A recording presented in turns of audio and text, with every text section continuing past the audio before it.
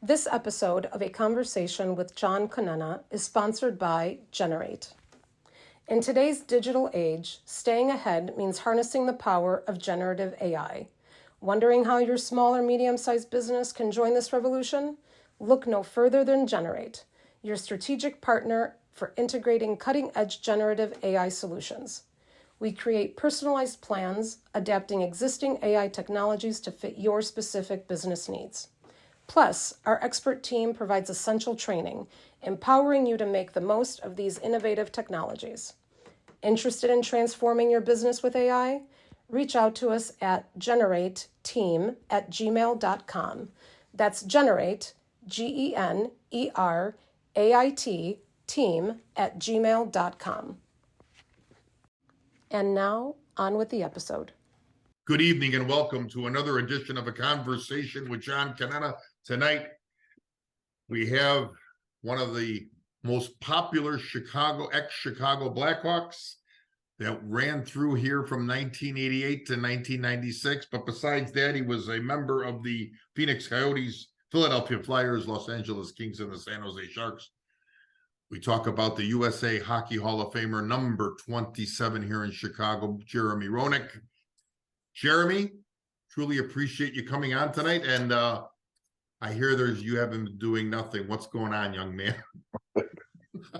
They say when you retire, it's supposed to become easier. For me, I retired from my main job and my life became so much more hectic and crazy and busy and exciting and everything in between. So, between 4 or 5 businesses that I'm part associated with and own, to have my podcast, to having a new whiskey, to working for a construction company is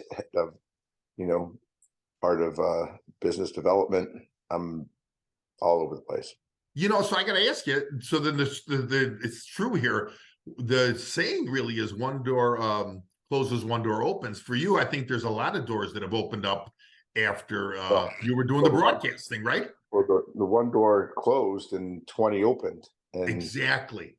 My problem is I love every room, so I jump through every door. Where instead of just picking the ones that I think would be probably the most beneficial, the most affluent, and maybe the most exciting, I just choose to dabble in everything. Well, did you think? And I'm glad we opened it up this way because I was going to go in a different direction. So I like it. Did you think, hey, after all this happened with being the television analyst, the sport analyst, did you think, hey, this was going to happen to you? Did you think, wow, all of a sudden, like you said, 20 open, now you're making decisions every day? Well, when I was playing, I did a lot of different things. I got involved with a lot of different things. I never cornered myself into a situation where I didn't have any options in terms of business wise or, access to capital or, friends that were doing things. I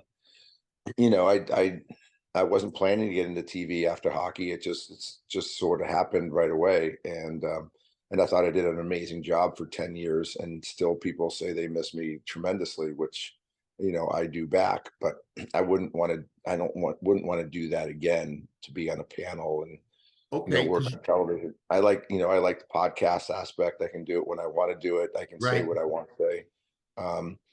Certain people in the industry tried to eliminate me and tried to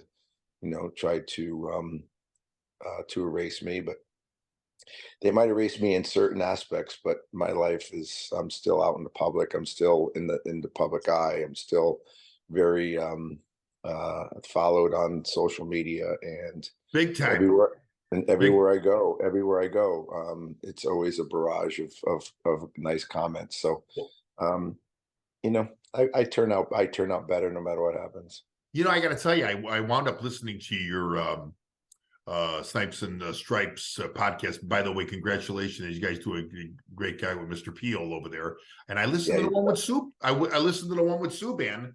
And of course, Subban, you call him the most flamboyant. I don't think he's even close to your flamboyancy. No, he is. If there's anybody that's more flamboyant than me and more outspoken and maybe not more outspoken, but maybe more entertaining, and unique is PK. I mean, PK, that was a great podcast, by the way. I listened to it thoroughly, and he brought up a lot of things that you kind of just touched on here in the first few minutes. That hey, if I want to wear this suit, what is it to you guys in the locker room? If I want to do this, what's it to you, coach? I'm performing for you. I'm doing my thing. Don't be looking at my suits. It's not like I'm standing on the blue line and not hitting anybody or making a pass. What does the suit have to do with that? Yeah, unfortunately, that kind of that archaic mentality, that prehistoric mentality, is unfortunately still alive when it comes from the generation of no television, really no television dollars, no entertainment dollars, no, you couldn't get close to the players. The only way you made money is on players is to guys get on the ice, play hockey, and sell tickets to watch. Exactly. Nowadays there's so much to be made on players' personalities and their entertainment aspects and what they say on Twitter, what they do on Instagram, what they say on commercials, what they do. It's there's so much revenue in that area. So the fact that the National Hockey League, or at least the dinosaurs that still work there, have this stupid mentality that you can't smile in the locker room, you can't have a personality, you can't show, you can't bring yourself above the team to do things that are maybe a little off kilter that might have other people enjoy watching and being entertained by. Exactly. So you brought so much. I mean, I wanted to touch on your hockey career just a little bit. You brought so much as an analyst. I mean, the way you broke down a game and everything else in those 10 years, it was fantastic. And it was fantastic to see, here's the thing here. You told it like it is every time. If it was that, anything else, as the player, as the you stood up for that. Like I remember the conversations with Milbury. Correct me if I'm wrong. Milbury was from a different era. And you were from this more modern era. And now we can even take like a Connor Bedard now, unfortunate what has happened to Connor here in Chicago. But again, the game keeps moving, correct? Yeah, I mean, it definitely changes. And it's a different game today now than it was in the 90s. And it was a different game in the 90s than it was in the 70s. And, everybody has their opinions based on what they know best. I was always forthright. I always told it like I saw it, because I always thought that's what the fans deserve. Sure. And the fans aren't stupid either. I mean, they see when people suck. They see when people are putting together a hard effort. They see when they make mistakes. They see when there are problems and there are issues and questions, and they want the truth. They don't want to hear cliches. They don't want to hear you say something because you're just trying to be politically correct, or you just don't want to get on somebody's bad side, or you don't want somebody to get mad at you. They want to hear what you actually think, because they're thinking it at home. So either you're going to look like an idiot by saying something that they're like, why did he just say that? That's not even really what's happening. Or, I respect him for really calling out a player or a team or an organization for doing something good or even doing something bad. Right. I got to tell you, I'll do a little research on you. You made a comment which means a lot to me. You had said, there's that lazy fan out there who's sitting on the couch, probably never skated in his life. I played hockey on the amateur level, never to a level that you played at. But, thinking, oh, yeah, it's all he had to do was tap it in, or it's all he had to do was like that lazy fan. And you said something. You goes, hey, you want to try this game in some Yeah. respect, she said. So I love that you put that out. It's just like here on Sunday when they're criticizing Justin Fields here in Chicago, doesn't have the team around him, but they think, oh, if we had Tom Brady in there or someone else, we're going to win the Super Bowl with the Bear lineup. It's always Monday morning quarterback, right? It's always what ifs, what ifs, what ifs. It's all of this and that. It looks easy on television. You know why it looks easy on television? Because the guys that are doing it are really fucking good. They're really talented. They've worked a long time to perfect their craft. They are poised in those situations. They can do things that are very unique, and they're hard to do. I always say probably there's a lot of people that say the hardest thing to do is hit a fastball by a major league pitcher. I think the harder thing to do is to skate backwards, hit a one-timer coming at you 50 miles an hour and hit it in the top shelf with someone trying to knock you on your ass. That's a lot harder than trying to hit a fastball on little tiny blades that are less than a millimeter thick. So, there's just a lot. There's a lot of things that people don't understand, and it just makes me laugh when there's some people in the media that feel that they know everything about a game when they never even played the game. Right?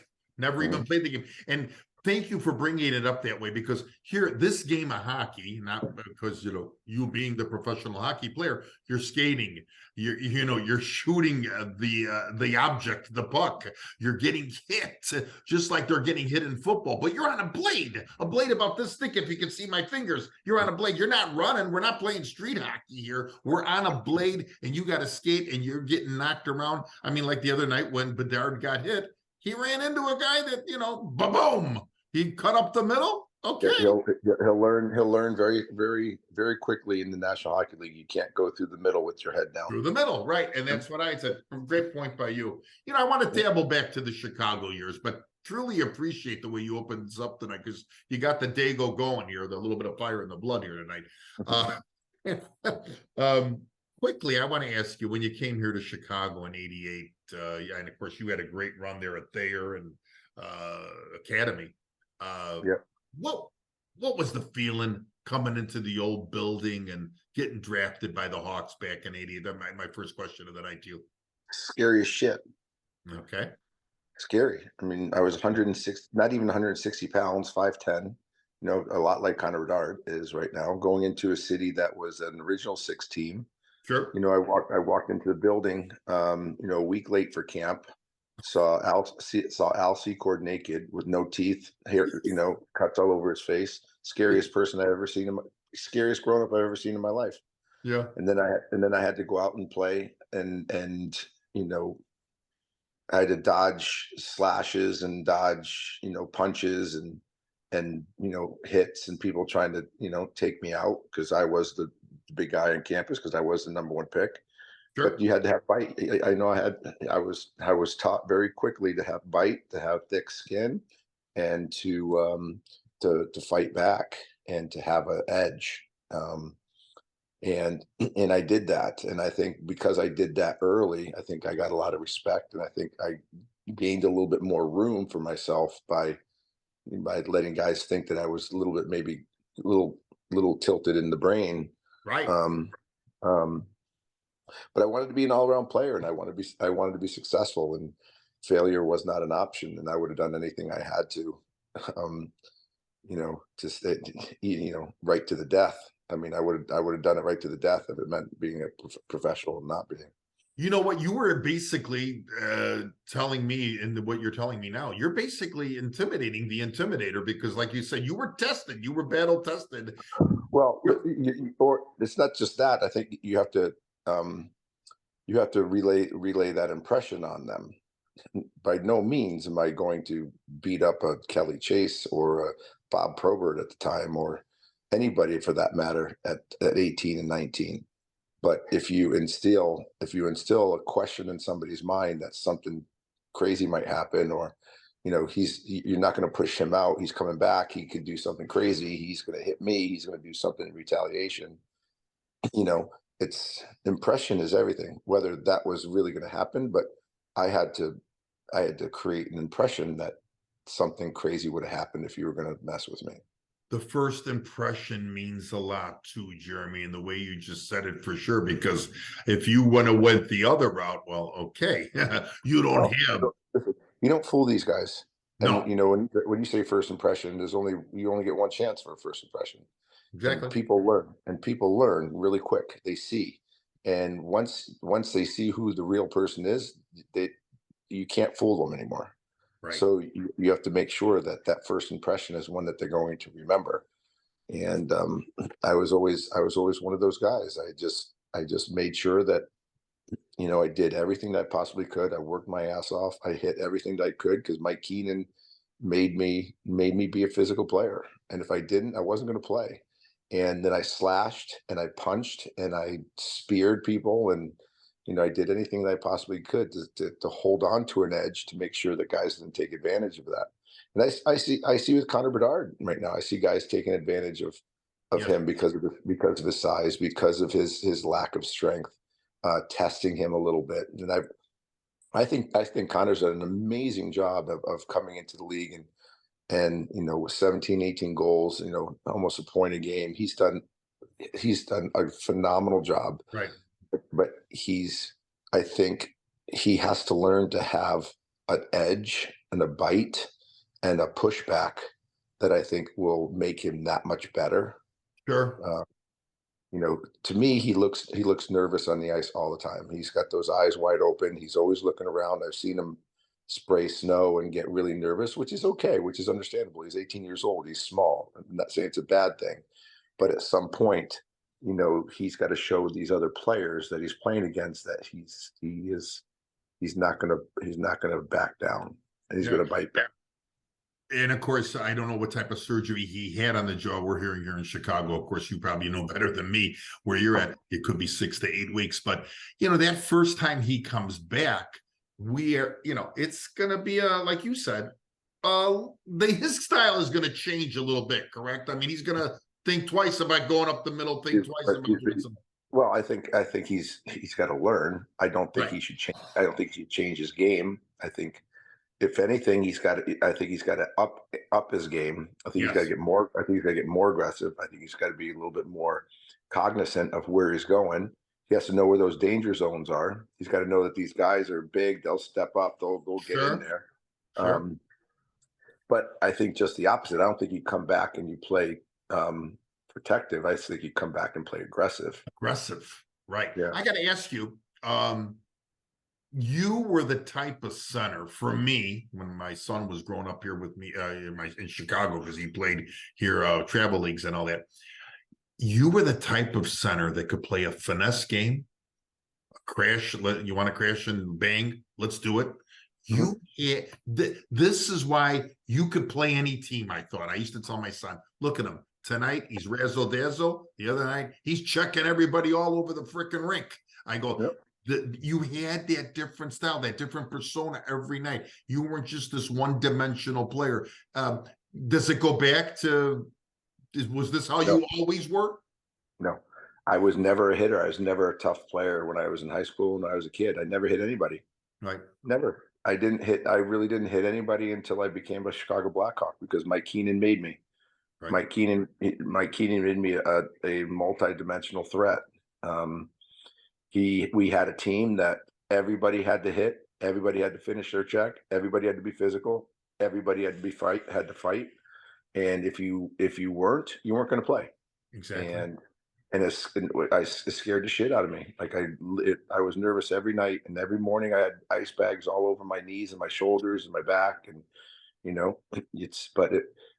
this is what people don't know. This is what you turn on a television and you think, oh yeah, Roenick's going to be out tomorrow. He's fine. But he took it. I have to ask you, I'll never forget this. It was in the late 80s. I think I want to say maybe that first or the second year, Denny was still on the team before he gets traded for Chris Chelios. Michel Goulet came here. One of my idols here, number 16 here in Chicago, when he was with the Quebec Nordiques. I saw him as a young man play for the Birmingham Bulls. Keenan told him, I don't care that you've scored 490 goals. You're going to play my way. Is that correct? Yeah, 100%. Didn't matter who you were. You had to play. You had to play with an edge. You had to play with a bite, because Mike Keenan wanted everybody to be uncomfortable. because he says if all of us are uncomfortable, we're going to play with an edge, we're going to play mean, we're going to play with a snarl, and every team that we're going to play against, they know what they're up against. So by the time they get up onto that ice in Chicago Stadium, and they heard the crowd and knew what they were up against as a team, they were going to be behind the 8 ball before the puck even dropped. And that's a mental advantage that Mike Keenan wanted to have, and we did have it because we did have that kind of team. But I grew to love that aspect of the game because I was never a hitter, never wanted to hit. I was not big enough to hit, but I was fast, so I could hit. But I found that every time I made a big hit and knocked somebody on their ass, the crowd went crazy. Every time I scored a goal, the crowd went crazy. Every time I made a nice pass, the crowd went crazy. So there, it's nice to have a multi-dimensional threat where defensemen don't know whether I'm going to come in. I'm going to check them right through the boards, Right. or I'm just going to come in. I'm going to score a nice goal or whatever. So it was always that, oh, Jesus Christ, here he comes again. Here he comes again. And for me, I mean, you're one of the, I have 5 top centers in Chicago, and of course you're in my top 5 centers. But again, the other centers that when I compare them to, of course, the great Stan Mikita, Denny, even Jonathan Tace, you brought a different dimension to the game. You kind of knew if you were a hockey follower, I had everything. I had everything that they had, but they didn't have everything that I had. No, exactly. That kind of style, exactly, was totally a different. We didn't know what to expect from a Jeremy Roenick. Those Chicago years, I want to get to 92. When you guys got to 92, there's a question I always wanted to ask because it came up a few times. In that 92 Stanley Cup with Pittsburgh, where I thought you guys were going to beat Mario and the gang, did you play with a broken wrist in that series? I had a broken hand. Yeah, I had a broken hand. I remember that, and you still had a phenomenal series. And I played well. The Blackhawks tried to keep it under the wraps, didn't they? No, actually, Mike Keenan put a cast on me and put me right in front of the cameras so we can try to get better calls from the ref. And said we're not getting the calls. Our best player got slashed and broke his hand, and not even a call. And so we actually used my broken hand as a pawn, but. I put needles in it and froze it up and was able to hold on to my stick in the last 2 games. And again, you lose 4 games straight after winning 11 in a row. Yeah. Especially that first game, we're up 4-1. 4-1 there. And Mario and Yager come and just take over. That's a demoralizing way to lose a Stanley Cup. But I always thought, I remember Steve Larmer said, during that final, he's like, JR, we got to win this because this might be our only opportunity to win a cup. Right. And I laughed at him. I'm like, I'm 22 years old. I'm having tons of chances, and I never got back to the final again. Crazy. Again, as you played at the levels of, only all of us could dream at, and of course being an analyst and everything else.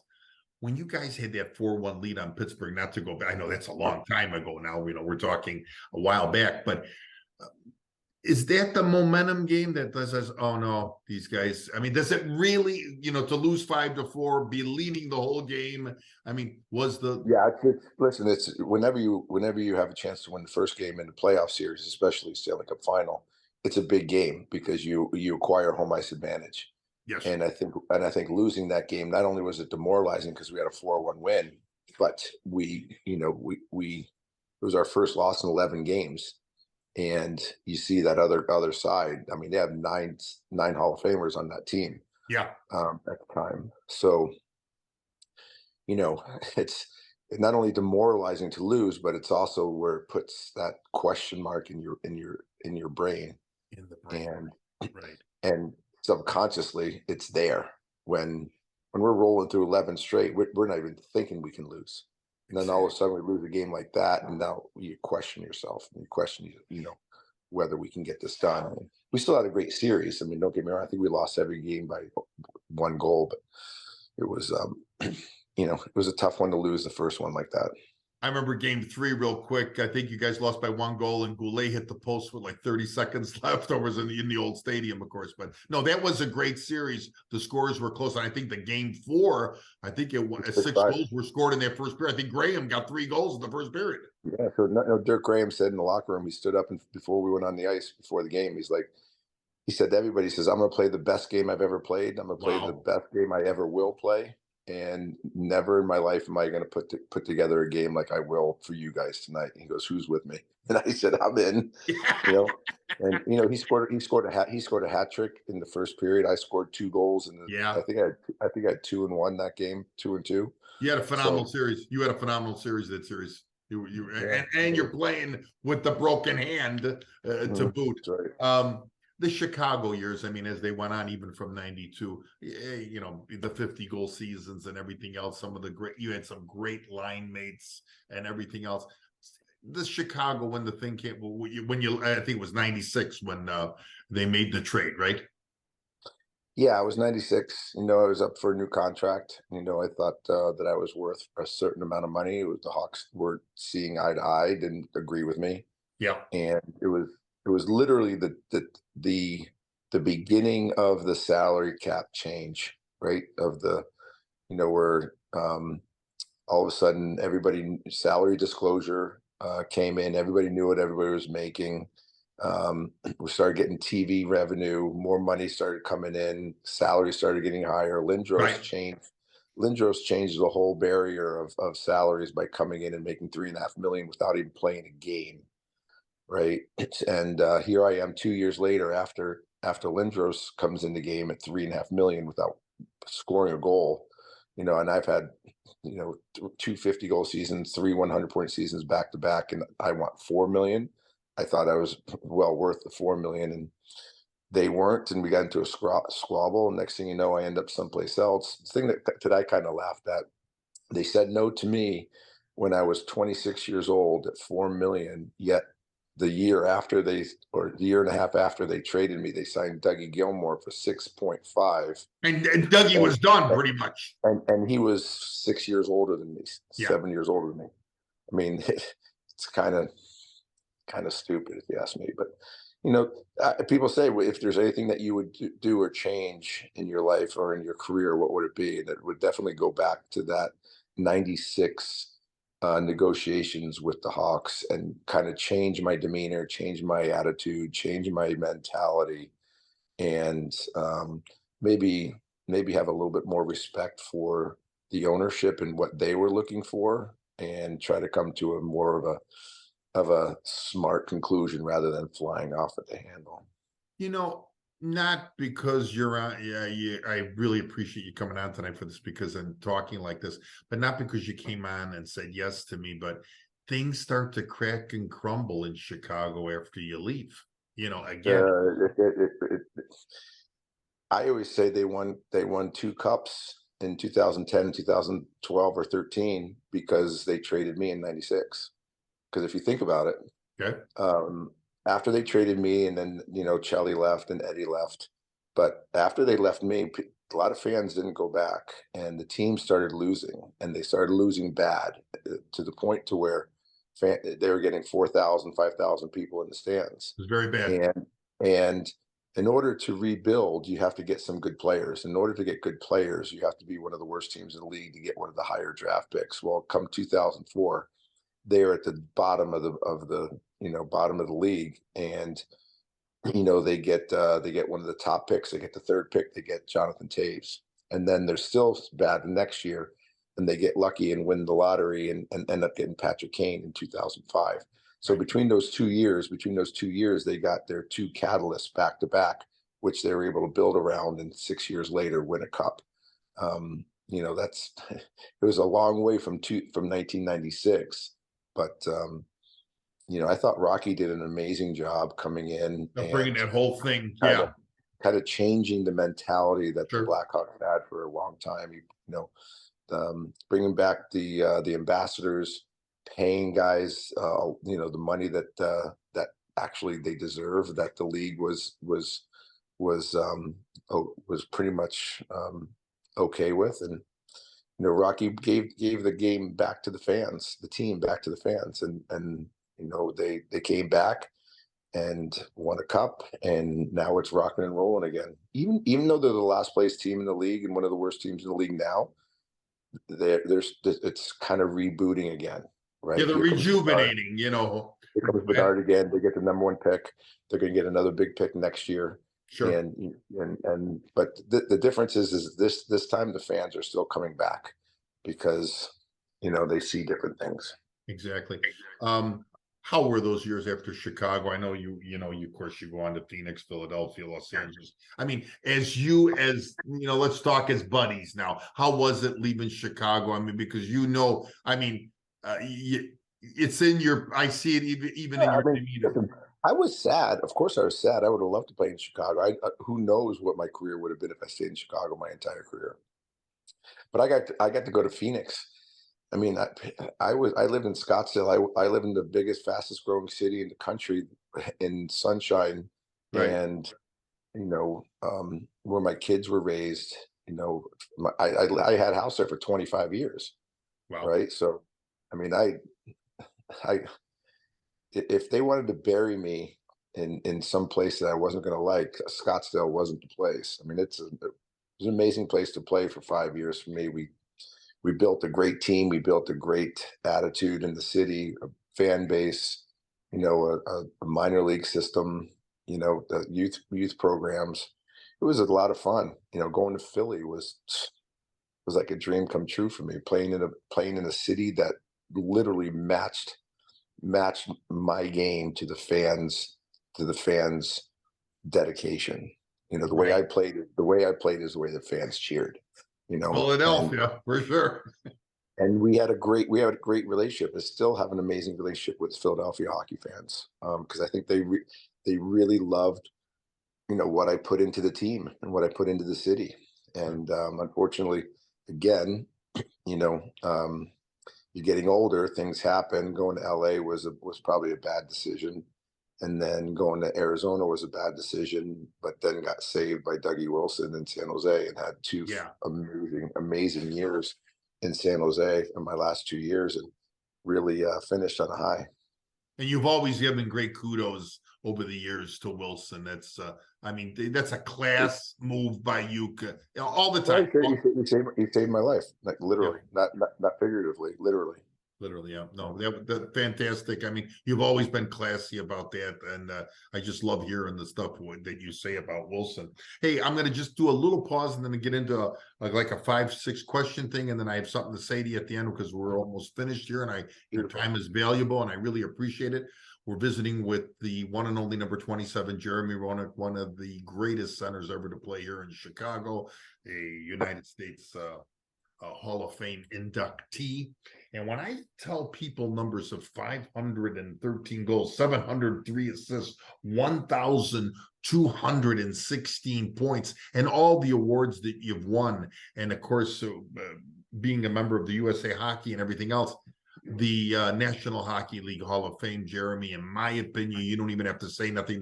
The Hall of Fame will be knocking one day, because this would really be an injustice when I see numbers like that. Well, the numbers speak for themselves. I mean, exactly. There's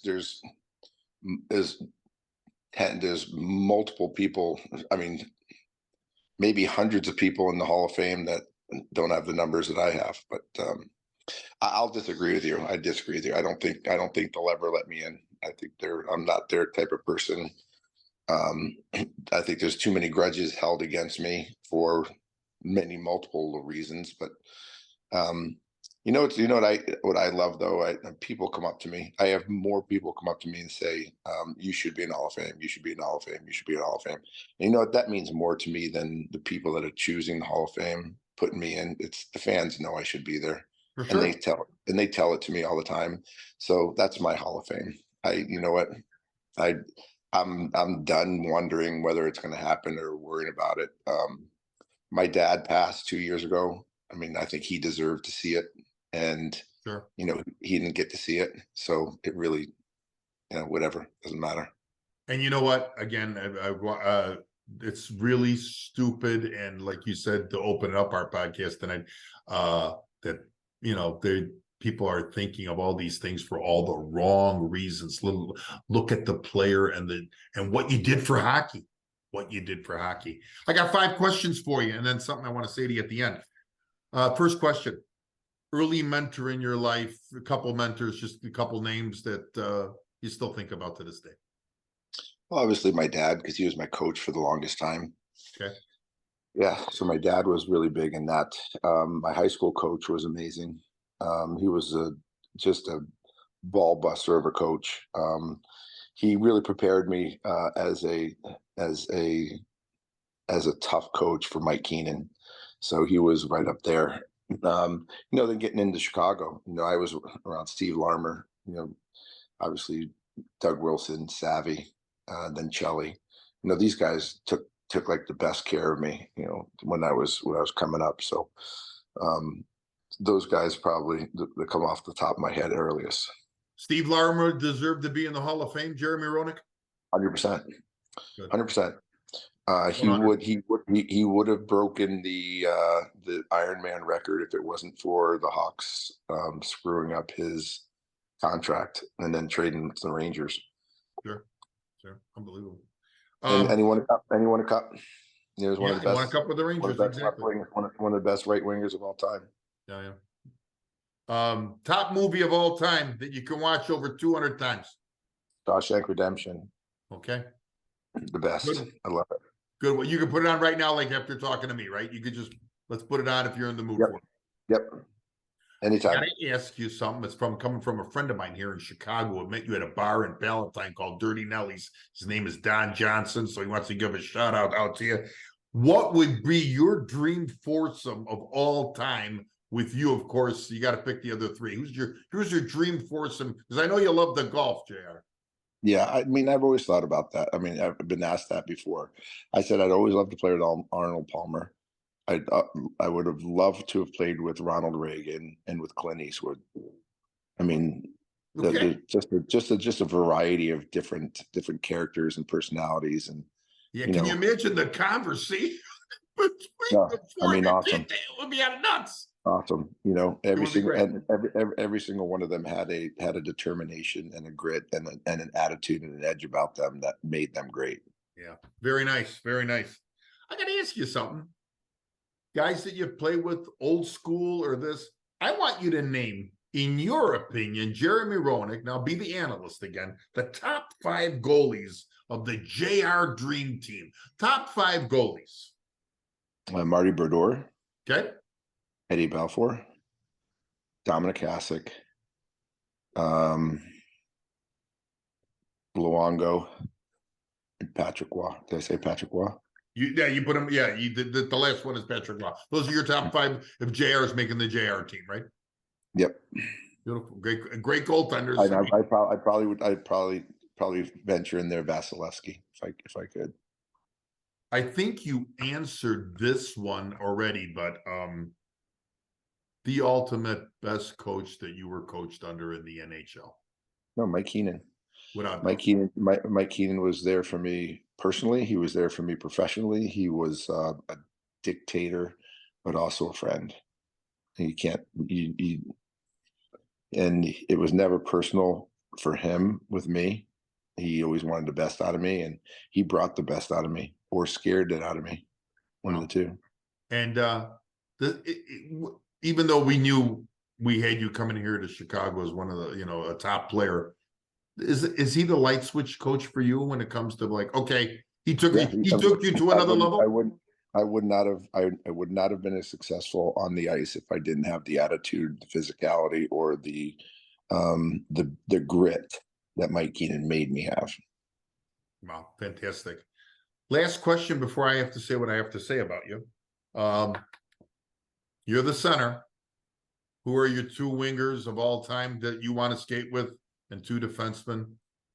Game 7, Stanley Cup, and who's your goalie? So I would have Tony Amonte on my right, because for me, Tony Amonte was my he was my soulmate of wingers. I mean, Wow. we dominated high school, we dominated youth hockey, we dominated the National Hockey League together. So Tony would be out there for sure. Chris Chelios, Brian Leach would be out there, and I'd probably wanted somebody like Peter Forsberg on the left side with me in the middle, and then I would take Eddie Belfour in net because I knew what I'm getting out of that guy. Yeah. What a lineup that. Well, I mean, what a line! Can you imagine those 5 guys together? All right, I'm going to bring up a date that's special to me. April 24th, 1994, Chicago Stadium. Last goal in the Chicago Stadium. Last goal in the Chicago Toronto. Stadium. I'll never forget it. Murphy knocks down a puck, gets it to Amonte. Amonte makes the pass for you. You bury it on Felix Bonban, and I can still hear Pat Foley say, "The old great lady on Madison lives to see tomorrow because of Jeremy Roenick." You remember that night? I mean, I never heard the. I listen. Jordan is in the building. Bobby Hall was in the building. I saw them all. That night, that place was shaken. Do you remember that goal? It was amazing playing Toronto. You know, Felix Potvin at net too. So, we were up against the gun. We were up against it, and we scoring that goal. It ended up turning out to be the last goal ever scored in that building by a Hawk. So because you lose game 6, 1-0, right? Yeah, we lost. Yeah, nobody scored in game 6, 1-0. But that was that one got us. I think that made it 2-2, and we went home and went there, lost game 5. I think we lost game 6, but yeah, it was a great goal. I remember it. I remember going down on my knees and all the way down to Eddie, all the way down to Eddie. Being met by Eddie Belfour, and I've signed probably about a million pictures of that goal in my time. It's definitely a memorable one. It's fantastic. Jeremy Roenick, I truly thank you for tonight, and JR, never change. Keep doing what you're doing because it's fantastic. I love you being outspoken. And let me tell you something. I'm going to put you on the spot now. I know you're going to get in the National Hockey League Hall of Fame one day. And when you do, you're going to have to remember this email, if God willing, I'm still around, and that phone number, because you're coming back on here because we're going to talk about it. How about that? You got a deal? Sounds good, John. If you don't get in, you owe me an Aurelio's pizza. Done. All right. I'll give you one anyway. Thank you, Thanks, man. Thanks, John. See you, pal. Bye-bye.